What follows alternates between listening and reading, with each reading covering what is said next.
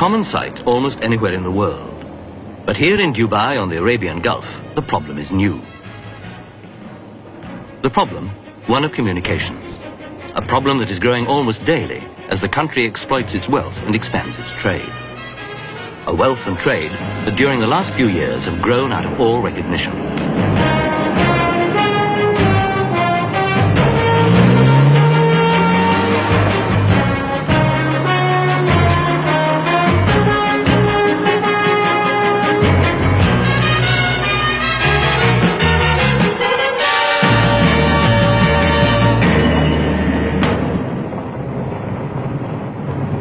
For many years, the twin towns of Deira and Shindagar were linked by a single bridge, which, though now twinned, still causes delays due to the opening of bascules.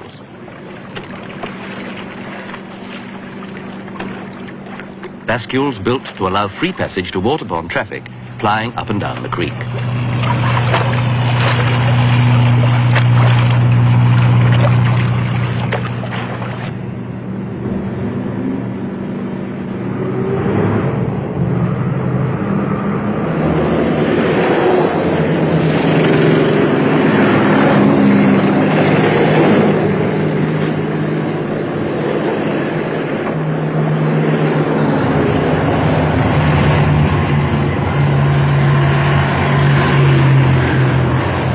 Sheikh Rashid bin Saeed Al Maktoum, the ruler of Dubai, therefore commissioned Sir William Halcrow and partners to carry out a feasibility study for a new and more direct link between the two towns.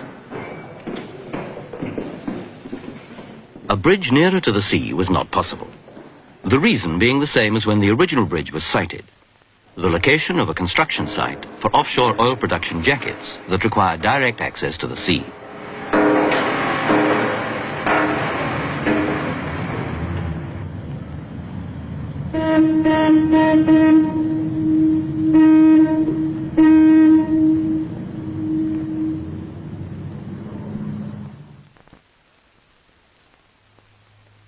The route down to the sea, therefore, through the core Dubai, had to remain open at all times. To link Shindagar and Deira, there was only one possible solution for Sir William Halcrow and partners to design for building, near the mouth of the creek, a tunnel. This would enable the creek to continue to be used not only to take the jackets down to the open sea, but also allow the stream of small craft to tie up at their traditional moorings.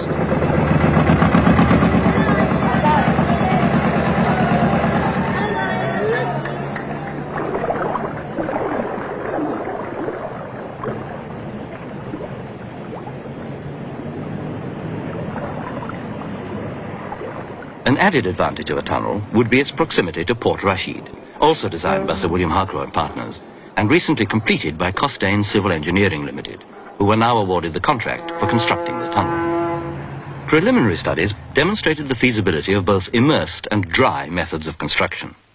Costain, however, elected to build the tunnel in the dry. Stage 1 envisaged the dredging back of the Deira bank to form a new channel for shipping, and the building of a coffer dam out into the creek from the Shindagar side. From this side, excavation was to take place, and the building of the tunnel commenced once pumping had dried out the area.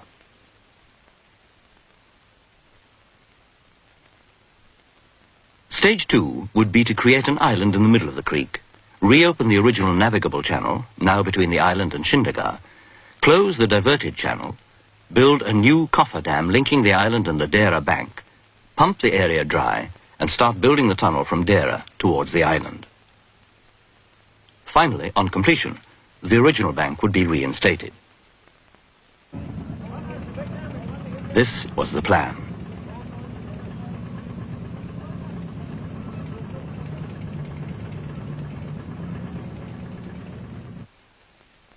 The coffer dam, driven out into the creek from the Shindagar bank, would form a protection for the first stage, and inside it, ramps would be excavated. Construction in the dry meant that the water table, lying just below the surface, would have to be drawn down. To achieve this, a well pointing system would be installed and the water table lowered.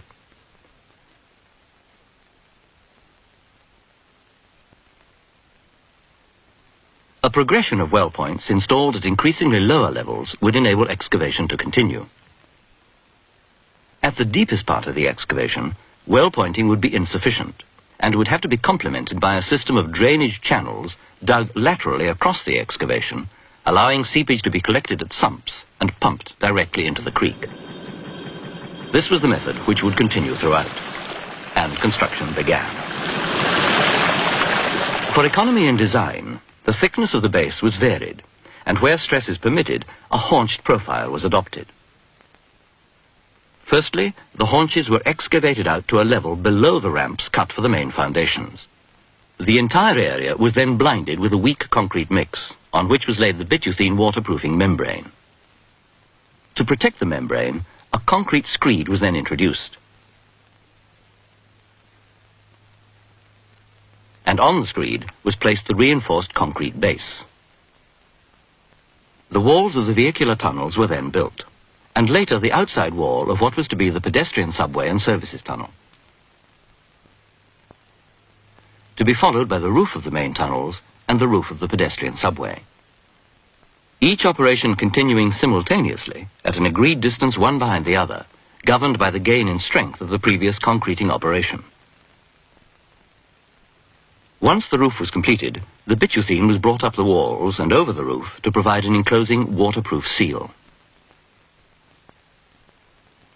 Protection for the bituthene covering the outside walls was provided by concrete blockwork, and for the roof by a concrete screed. The excavation and structure were then backfilled. The roof of the section of tunnel below the navigable channel of the creek was given extra protection against possible damage by shipping by the placing of a layer of rock armoring. Once the work from the Shindaga side had advanced to the full extent of the coffer dam, the island was formed, and work commenced from the Dera bank and the tunnel completed.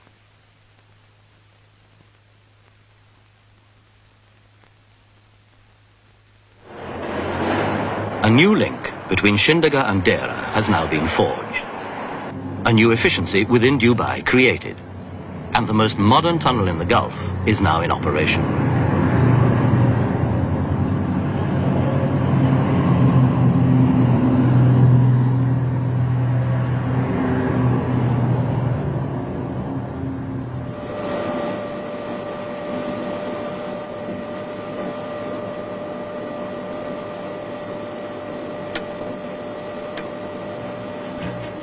Opened in December 1975 by Sheikh Khalifa bin Hamad Al Thani, ruler of Qatar, in the presence of Sheikh Zayed bin Sultan, the President of the United Arab Emirates, and Sheikh Rashid bin Zayed Al Maktoum, Vice President of the Emirates and ruler of Dubai.